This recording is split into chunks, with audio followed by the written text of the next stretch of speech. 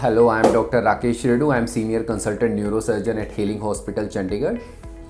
आज हम brain tumour, इनके कॉजेज़ और सिम्टम्स के बारे में डिस्कस करते हैं। ब्रॉडली अगर डिवाइड करें तो ब्रेन ट्यूमर हम दो कैटेगरी में डाल सकते हैं, बिनाइन ब्रेन ट्यूमर्स और cancerous brain tumours. Benign brain tumour ऐसे हैं जो कैंसर में कभी भी कन्वर्ट नहीं होंगे। अगर हम उनकी टाइमली सर्जरी कर दें, उनको निकाल दें, तो वो क्योर समझे जाएंगे।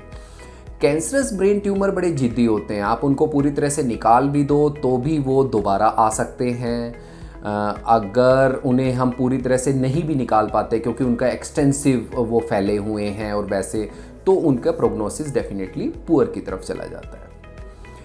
इस तरह के कैंसरस ब्रेन ट्यूमर में सबसे कॉमन जो है वो है ग्लायोब्लास्टोमा, GBM, जो कि एक कॉमन एंटिटी है और more than half of the primary brain tumours glioblastoma होते हैं। दूसरे जो कॉमन कैंसरस ब्रेन ट्यूमर हैं वो शरीर के किसी दूसरे पार्ट से ब्रेन में आए वाले ट्यूमर रहते हैं, उसे हम मेटास्टेसिस बोलते हैं। Those tumours which are present outside the brain but they metastasise to the brain.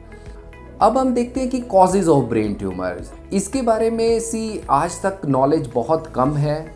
हम इतनी गहराई से ये नहीं जान पाए हैं कि क्यों किसी पर्टिकुलर पेशेंट को ही हुआ, किसी और को क्यों नहीं हुआ। जैसे शरीर के दूसरे पार्ट में जो ट्यूमर्स होते हैं उनकी एसोसिएशन फिर भी कुछ स्पेसिफिक है, जैसे आप लेरेंक्स के कैंसर को, लंग के कैंसर को स्मोकिंग से एसोसिएट कर सकते हो। बट ब्रेन ट्यूमर्स में इस तरह की कोई बहुत ही पर्टिकुलर एसोसिएशन नहीं देखने को मिलती है। कुछ ब्रेन ट्यूमर्स हेरिडिटरी होते हैं, बट जेनेटिक पार्ट के जो ट्यूमर्स ओवरऑल जिनकी इंसिडेंस है हम ब्रेन ट्यूमर्स में देखें तो बहुत ही इनसिग्निफिकेंट है। अब symptoms of brain tumour, yes, brain tumour किसी को हो गया, उसको क्या सिम्टम्स आते हैं, कैसे वो डॉक्टर के पास पहुंचता है। सबसे कॉमन सिम्टम है सिर दर्द। पेशेंट को सिर दर्द होगा जो कि धीरे धीरे धीरे धीरे बढ़ता ही जा रहा है और थोड़ा टाइम के लिए मोमेंट्री वो पैरासीटामोल या इस तरह की टेबलेट एनाल्जेसिक लेने से रिलीव हो जाता है, बट वो ओवर द टाइम बढ़ेगा ही, वो रिलीफ नहीं होगा। दूसरा है दौरा आ जाना। अगर ब्रेन ट्यूमर ब्रेन के कॉर्टेक्स में प्रेजेंट है या उसमें इडीमा कर रहा है तो उसकी इरिटेशन की वजह से पेशेंट को दौरा आ सकता है। तीसरा सबसे कॉमन कॉज जो देखने को मिलेगा कि ट्यूमर कहाँ पे प्रेजेंट है, उसके कारण पेशेंट को क्या डेफिसिट आ रहा है, क्योंकि ब्रेन के हर पार्ट का एक स्पेशल फंक्शन असाइंड है।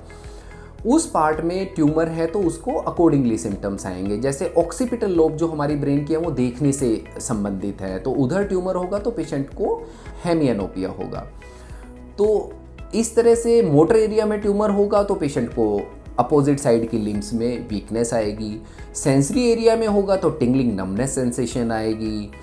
विजुअल पाथवेज के ट्यूमर नज़र को कमज़ोर करेंगे। ऑडिटरी पाथवेज के ट्यूमर ऑडिटरी हेलुसिनेशन कर सकते हैं।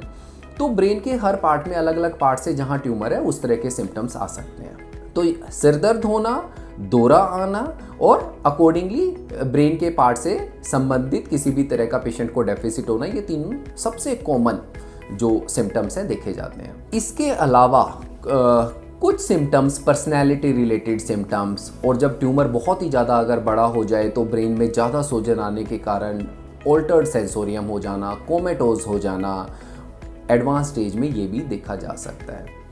ट्यूमर के अंदर अगर ब्लीड हो जाए तो अचानक से ब्लीड होने के कारण अचानक सिम्टम्स भी पेशेंट को आ सकते हैं, जैसे अचानक एक कन्वर्जन थ्रो किया, सर दर्द हुआ, अचानक कोई एक वीकनेस आया और पेशेंट इमीडिएटली इमरजेंसी में प्रेजेंट हुआ। Although this is uncommon, but ये भी देखने को मिलता है। नॉर्मली ट्यूमर जैसे जैसे साइज में ग्रो करेगा पेशेंट को प्रोग्रेसिव धीरे धीरे सिम्टम्स बढ़ते जाएंगे।